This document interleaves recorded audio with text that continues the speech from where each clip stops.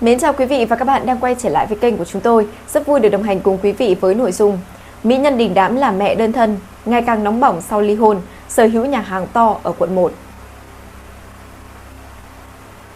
Sau cuộc hôn nhân đổ vỡ với ca sĩ Tim, Trương Quỳnh Anh lựa chọn cuộc sống kín tiếng hơn nhưng vẫn duy trì sức hút đặc biệt trong làng giải trí Việt. Những năm gần đây, nữ nghệ sĩ liên tục trở thành tâm điểm chú ý nhờ nhan sắc ngày càng quyến rũ, phong cách gợi cảm cùng hình ảnh của một bà mẹ đơn thân thành công, độc lập trong cả nghệ thuật lẫn kinh doanh. Mới đây, Trương Quỳnh Anh tiếp tục khiến mạng xã hội dậy sóng khi đăng tải loạt ảnh diện bikini đỏ nổi bật bên hồ bơi. Trong những khoảnh khắc được chia sẻ, nữ nghệ sĩ khoe vóc dáng săn chắc, vòng eo thon gọn cùng thần thái cuốn hút. Dù đã bước sang tuổi U40 và trải qua sinh nở, cô vẫn giữ được vẻ ngoài trẻ trung đầy sức sống. Nhiều khán giả dành lời khen cho nhan sắc ngày càng mặn mà và phong cách thời trang táo bạo hơn trước của nữ diễn viên. Không chỉ gây chú ý bởi ngoại hình, Trương Quỳnh Anh còn được đánh giá là hình mẫu phụ nữ hiện đại khi cân bằng tốt giữa công việc và cuộc sống cá nhân. Sau ly hôn, cô tập trung phát triển sự nghiệp nghệ thuật với nhiều hoạt động trong lĩnh vực phim ảnh, âm nhạc và các chương trình giải trí. Dù không xuất hiện dày đặc trên truyền thông như trước, mỗi lần góp mặt, nữ nghệ sĩ vẫn nhận được sự quan tâm lớn từ công chúng nhờ hình ảnh chỉn chu và năng lượng tích cực. Bên cạnh nghệ thuật, Trương Quỳnh Anh còn lấn sân sang lĩnh vực kinh doanh ẩm thực chay. Cô hiện là người sáng lập mô hình nhà hàng kết hợp với cà phê chay mang phong cách hiện đại tại quận 1 cũ, thành phố Hồ Chí Minh. Đây được xem là một trong những hướng đi mới thể hiện sự thay đổi trong quan điểm sống của nữ nghệ sĩ sau nhiều biến cố cá nhân.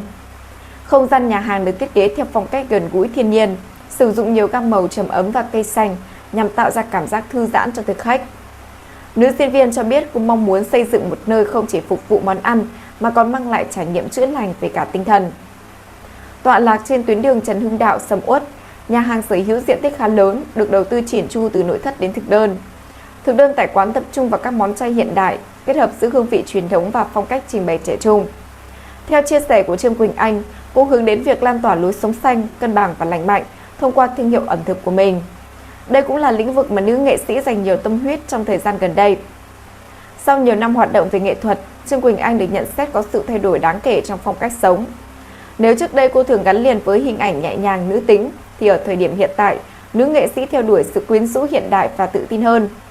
Trên trang cá nhân, cô thường xuyên chia sẻ những khoảnh khắc đời thường, các chuyến đi du lịch hay là hình ảnh tập luyện thể thao để có thể duy trì vóc dáng.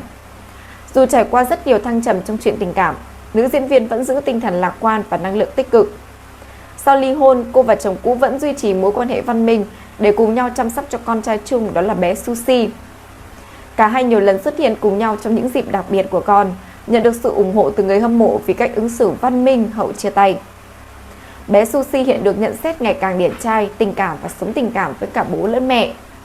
Trương Quỳnh Anh từng chia sẻ con trai là động lực lớn nhất giúp cho cô cố gắng trong cuộc sống cũng như trong công việc mỗi ngày. Dù rất bận rộn với lịch trình nghệ thuật và cả kinh doanh, nữ nghệ sĩ vẫn ưu tiên thời gian dành cho con mình, thường xuyên đồng hành cùng bé trong học tập và sinh hoạt thường ngày. Ở tuổi U40, Trương Quỳnh Anh được nhiều khán giả đánh giá là một trong những mỹ nhân Việt giữ được phong độ nhan sắc rất ổn định. Không chỉ sở hữu vẻ ngoài trẻ trung, cô còn gây ấn tượng bởi sự tự chủ về tài chính và cuộc sống riêng rất nhiều màu sắc. Từ một nghệ sĩ từng trải qua không ít sóng gió trong hôn nhân, Trương Quỳnh Anh của hiện tại cho thấy hình ảnh người phụ nữ mạnh mẽ, độc lập và rất biết cách tận hưởng cuộc sống theo hướng tích cực hơn. Sự thay đổi cả về ngoại hình lẫn tư duy sống của nữ nghệ sĩ nhận được nhiều sự đồng cảm từ khán giả. Nhiều người cho rằng sau biến cố hôn nhân, Trương Quỳnh Anh với công việc ổn định, nhan sắc tăng hạng cùng hành trình làm mẹ đơn thân đầy nghị lực, thì cô vẫn mãi luôn là một cái tên giữ được sức hút vô cùng đặc biệt trong giới showbiz Việt. Thưa quý vị và các bạn, vừa rồi là những thông tin mới nhất được cập nhật trên kênh của chúng tôi về Trương Quỳnh Anh và cuộc sống hậu hôn nhân của cô. Cảm ơn quý vị và các bạn đã quan tâm theo dõi. Còn bây giờ xin chào và hẹn gặp lại.